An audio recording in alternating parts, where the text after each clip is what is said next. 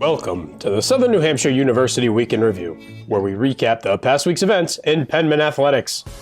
The ice hockey team split a pair of games last week against Nichols College and Western New England University. Southern New Hampshire opened up its week with an 8-1 setback against the Bison before picking up a 3-0 victory over the Golden Bears. Timothy Bayless, Sean McTiernan, and Sam Jenkins each scored against Western New England, and David Letarte turned aside 33 shots for his first career shutout. For his efforts, Letarte was named the Northeast 10 Conference Goaltender of the Week on Monday. The Penmen have concluded their first semester schedule and return to the ice on January 4th, 2016, when they host Becker College at the Ice Den at 7 p.m. On to women's basketball now, where Southern New Hampshire dropped its first two games of the season to Merrimack College and Stonehill College. Kylie Lorenzen and Brianna Kamara each pumped in 10 points, and Erin Doherty pulled down 9 rebounds against the Warriors, but the visitors escaped the fieldhouse with a 64-44 win. The Penmen then wrapped up the week with a 66-56 loss at home to the Skyhawks on Saturday. Kat Stinson led Southern New Hampshire with 14 points, while Sarah Ryden added 10, and Aaliyah Paxton chipped in with 8 and grabbed 9 boards in the setback. Women's basketball resumes play on Saturday when it plays host to Fisher College at the Fieldhouse at 5 o'clock. Men's basketball swept a pair of games last week against Merrimack and Stonehill.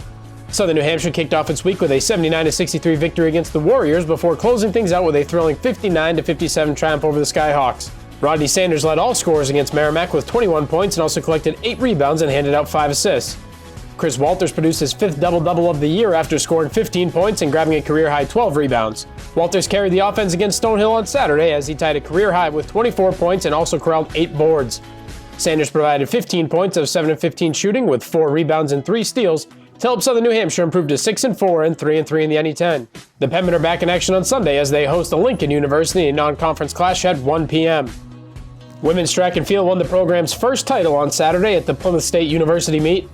Southern New Hampshire used event victories from Skylar Shagrew, Sydney Blaze, Gabby Richardson, and Laura O'Hanlon to claim the team championship over Plymouth State and Colby Sawyer College.